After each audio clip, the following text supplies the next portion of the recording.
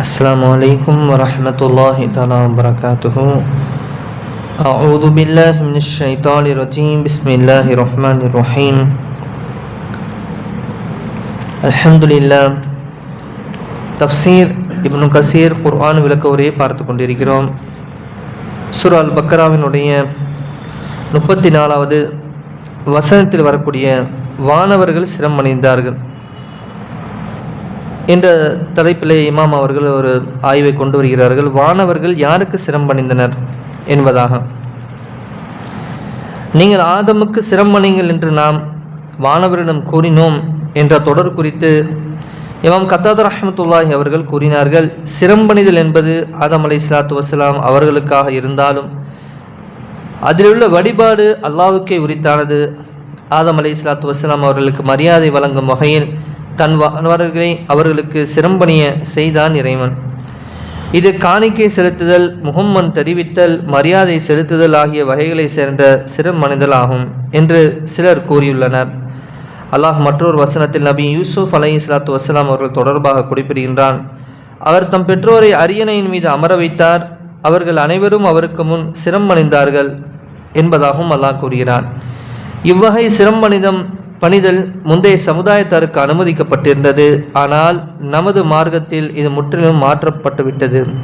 முஆத் பின் ஜபல் ரலியல்லாஹு அவர்கள் கூறியதாவதாக, நான் ஷாம் சிரியா நாட்டிற்கு சென்றிருந்தேன். அந்த மக்கள் தங்களின் தலைவர்களுக்கு அறிஞர்களுக்கும் சிரமணிவதை கண்டேன். மதினா திரும்பி வந்த அல்லாஹ்வின் தூதரே, சிரமணிந்து மரியாதை செலுத்தப்படுவதற்கு நீங்கள் தான் மிகவும் தகுதியுடையவர் ஆவீர்கள் என்று நான் கூறினேன். அதற்கு இல்லை, ஒரு மனிதன் சக மனிதனுக்கு சிரமணிய வேண்டும் என நான் உத்தரவிடுவதற்காக இருந்தால் கணவனுக்கு மனைவி செய்ய வேண்டிய கடமைகளில் முக்கியத்துவத்தை கருதி ஒரு பெண் தன் கணவனுக்கு சிரமணிய வேண்டும் என உத்தரவிட்டிருப்பேன் என்று நபி ஸல்லல்லாஹு அலைஹி வஸல்லம் அவர்கள் கூறினார்கள். முஸ்லிம் அஹ்மதிலே பதிவு செய்யக்கூடிய ஒரு ஹதீஸ். வேறு சிலர் வானவர்கள் சிரமணிந்தது அல்லாஹ்வுக்காக தான், ஆனால் ஆதம் அலைஹிஸ்ஸலாத்து வஸ்ஸலாம் அவர்கள் அதற்கு கிப்லா முன்னோக்கு திசையாக இருந்தார்கள் என்று கூறியுள்ளார்கள். இவற்றில் மிக தெளிவான கருத்து முதலாவது கருத்து ஆகும். அதுவே ஏற்றமானதும் கூட.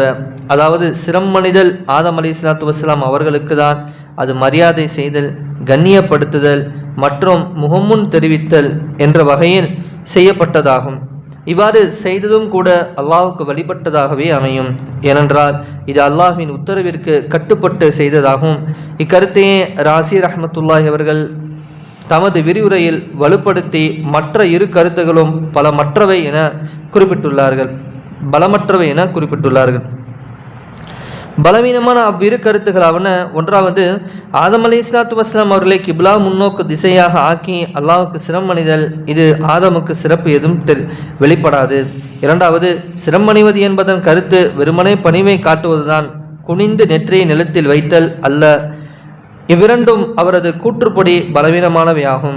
இப்லீஸை தவிர மற்ற அனைவரும் சிரமணிந்தனர். அவன் கர்வம் கொண்டு மறுத்துவிட்டான். இது குறித்து கத்தாதா ரஹ்மத்துல்லாஹி அவர்கள் கூறியதாவது, அல்லாஹ் ஆதம் அலைஹிஸ்ஸலாத்து வஸ்ஸலாம் அவர்களுக்கு வழங்கிய மரியாதையை கண்டு அவர் மீது அல்லாஹ்வின் எதிரியான இப்லீஸ் பொறாமை கொண்டான். மேலும் அவன், நானோ நெருப்பு இனத்தை சேர்ந்தவன், அவர் மண் இனத்தை சேர்ந்தவர், நான் எப்படி அவருக்கு சிரமணிவது என்று கூறினான். ஆணவம்தான் குற்றங்களின் தொடக்கமாகும். ஆதம் அலைஹிஸ்ஸலாத்து வஸ்ஸலாம் அவர்களுக்கு அல்லாஹ்வின் விரோதி இப்லீஸ் சிரமணியாமல் பெருமை கொண்டு விட்டான். யாருடைய உள்ளத்தில் கடுகளவு ஆணவம் உள்ளதோ அவர் சொர்க்கத்தில் நுழைய மாட்டார் என்று நபி ஸல்லல்லாஹு அலைஹி வஸல்லம் அவர்கள் கூறியுள்ளார்கள். இப்லீஸின் உள்ளத்தில் ஆணவம், இறைமறுப்பு, பிடிவாதம் ஆகியவை குடிகொண்டிருந்தன. இந்த குணங்கள் புனிதமும் அருளும் மிகுந்த இறை சன்னிதானத்திலிருந்து வெகு தூர தொலைவிற்கு விரட்டப்பட்ட வேண்டியவை ஆகும். அவன் இறைமறுப்பாளர் ஒருவனாகவும் ஆகிவிட்டான் என்ற தொடருக்கு சிரம்பணிய மறுத்ததால் அவன் இறைமறுப்பாளர்களில் ஒருவனாக மாறிவிட்டான் என்று மொழி அறிஞரில் சிலர் பொருள் கூறியுள்ளனர். அல்லாஹ் வேறு சில வசனங்களில் கூறியிருப்பதை இதற்கு எடுத்துக்காட்டாக கூறலாம். ஆகவே அவன் நூஹின் மகன் மூழ்கடிக்கப்பட்டவர்களுள் ஒருவனாக மாறிவிட்டான். அப்பொழுது நீங்கள் இருவரும் ஆதம் ஹவ்வா அநீதி இழைத்தவர்களாக மாறிவிடுகிறீர்கள் என்ற பெருவிடத்திலே அல்லாஹ் கூறுகிறான். கவிஞர் ஒருவர் கூறுகிறார், திக்கு தெரியாத காட்டினிலே அந்த ஒட்டகங்கள் காட்டாந்தரையில்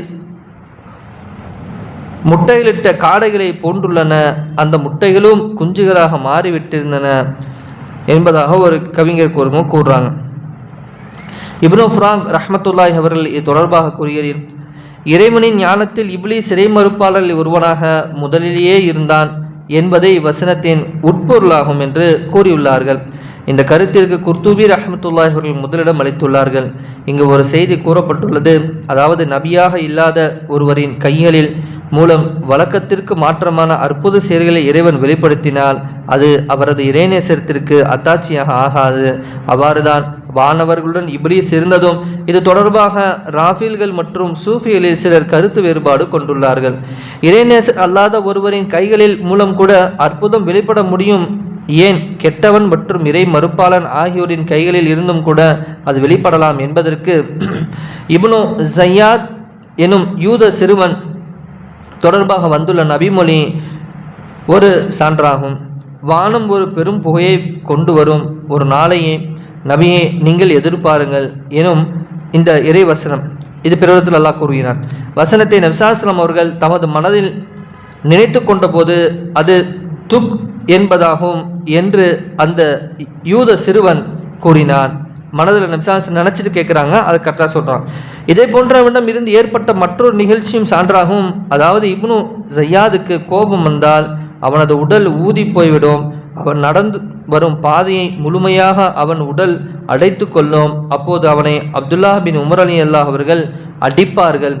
அவ்வாறே தஜ்ஜால் எனும் மகா பொய்யனால் ஏற்படும் ஏராளமான அற்புத செயல்கள் குறித்து இடம்பெற்றுள்ள நபிமொழிகளும் இதற்கு சான்றாகும். அதாவது அவன் மழை பொய்யுமாறு வானத்திற்கு உத்தரவிட்டால் அது மழையை பொழியும், பூமியை பார்த்து பயிரை முளைக்கச் சொன்னால் அது முளைக்கும், பூமியின் கருவூலங்கள் அவனை தேனீக்களை போன்று பின்தொடர்ந்து செல்லும், அவன் ஓர் இளைஞனை கொன்றுவிட்டு பின்னர் அவனை உயிர்ப்பிப்பான், இன்னும் இவை போன்ற திடுக்கிட செய்யும் செயல்களை பலவற்றை அவன் செய்து காட்டுவான். இதனால்தான் லைஸ் பின் சாத் ரலியல்லாஹு அவர்கள், ஒரு மனிதர் நீரில் நடப்பதையோ விண்ணில் பறப்பதையோ நீங்கள் பார்த்தால் அவரது நடத்தையை குர்ஆன் மற்றும் நபிவழியோடு ஒத்து பார்க்காமல் அவர் குறித்து நீங்கள் ஏமாற்றம் அடைந்துவிட வேண்டாம் என கூறினார்கள். ஒருமுறை அல்லாஹ்வின் தூதர் ஸல்லல்லாஹு அலைஹி வஸல்லம் அவர்கள் இப்னு சையாத் எனும் யூத சிறுவனை சந்தித்து சென்றார்கள். அவன் தன்னை நபி என்று வாதிட்டு வந்தான். குர்ஆனில் அத்துகான் என்னும் 44 அத்தியாயத்தை நபிஸல்லல்லாஹு மனதில் நினைத்து கொண்டு நான் மனதில் மறைத்து வைத்திருப்பது என்ன என்று சொல் பார்க்கலாம் என்றார்கள். அவன் உடனே துக், அதாவது அந்த துகான் என்றான். அப்போது நபி அவர்கள் தூர விலகிப்போ, நீ உன் எல்லையை தாண்டிவிட முடியாது என்று சொன்னார்கள். முழு ஹதீஸை அறிய சஹீஹுல் புகாரி தமிழ் விளக்கத்தில் பார்த்தீங்கன்னா 1354 இதை பார்க்கலாம். இதை பற்றி அவகனியமானவர்கள் இது என்னன்னு கேட்டால், யாருக்கு சிரம் அணிந்தார்கள்? அல்லாஹ்வுக்கு மட்டும்தானே சிரம் அணிவது என்ற ஒரு விஷயம் இருக்குது. அப்போ ஆதம் நபிக்கு இவங்க சிரம் அணிஞ்சது என்ன என்று கேட்குறாங்க. அதான் இமாம்கள் பலவிதமான கருத்துக்களை கூறி மிக அழகான ஒரு ஆய்வை முன்வைக்கிறாங்க இங்கே. ஏன்னா அல்லாஹ்வுடைய கட்டளைன்னு சொன்னாலே அதுவும் வணக்கம் தானே. அப்போ அந்த வணக்கத்தை தான் அவங்க செஞ்சாங்க என்பதாகவும் இன்னும் பலவிதமான கருத்துக்களை இமாம்கள் அவர்களும் இங்கே பதிவு செய்கிறாங்க. வல்லாஹ் இந்த ஆயத்துகளின் மூலம் மனிதனுக்கு நினைவூட்ட வருவது என்னவோ அதை நாம் பதிய வைத்து அல்லாஹ் நமக்கு இந்த மனித இனத்திற்கு செய்திருக்கக்கூடிய அருளையும் பாக்கியத்தையும் அதையும் நினைத்து அல்லாஹ்வுக்கு நன்றியுடைய அடியார்களாக, இன்னும் அல்லாஹ்வுக்கு அதிகமாக வழிபடக்கூடிய நல்லடியார்களாக வல்லல்லாஹ் நம்மனையும் ஆக்கி அருள் புரிவானாக. இந்த ஷைத்தான் சூழ்ச்சிகளிலிருந்தும் வல்லல்லாஹ் நம்மனையும் காத்து அருள் புரிவானாக. சுப்ஹானல்லாஹி பிஹம்திஹி சுப்ஹானக்கல்லாஹு பிஹம்திக அஷ்ஹது அல்லா இலாஹா இல்லா அன்த அஸ்தக்ஃபிருக வ அத்தூபு இலைக். ஆமீன். ஹைரி சுப்ஹான ரப்பிக ரப்பில் இஸ்ஸத்தி அம்மா யசிஃபூன் வஸ்ஸலாமு அலல் முர்ஸலீன் வல்ஹம்துலில்லாஹி ரப்பில் ஆலமீன். ஸல்லல்லாஹு அலா முஹம்மது ஸல்லல்லாஹு அலைஹி வஸல்லம். ஸல்லல்லாஹு அலா முஹம்மது ஸல்லல்லாஹு அலைஹி வஸல்லம். ஸல்லல்லாஹு அலா முஹம்மது யா ரப்பி ஸல்லி அலைஹி வஸல்லம். அஸ்ஸலாமு அலைக்கும் வரஹ்மத்துல்லாஹி தஆலா வபரகாத்துஹு.